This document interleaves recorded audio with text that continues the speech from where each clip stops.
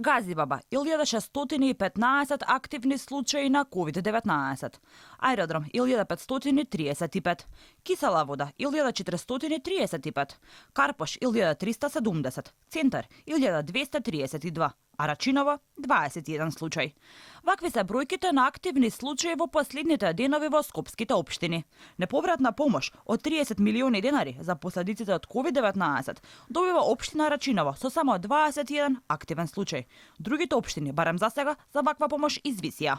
Бројките и во другите градови се алармантни. Тетово 998 активни случаи, Гостивар 883, Прилеп 920. Но за овие општини пари за справување со последиците со вирусот не се дадени. Пошто е толку посебно Рачиново, со што се издвојува за да биде привилегирано и да добие половина милион евра помош од државата?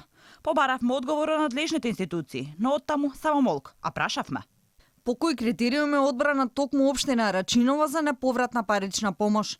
Зошто се даваат пари во ваков вид на помош токму овде, а не на другите општини кои имаат многу поголема бројка на заболени од COVID-19?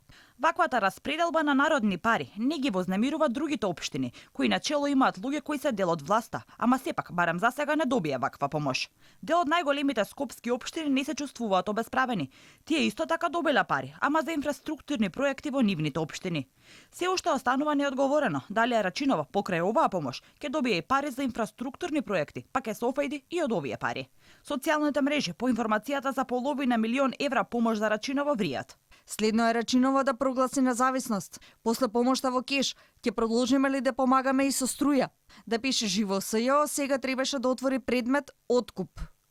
Прашуваат и ако Рачиново добило толку пари, колку пари треба да се доделат во вид на ваква помош во другите градови.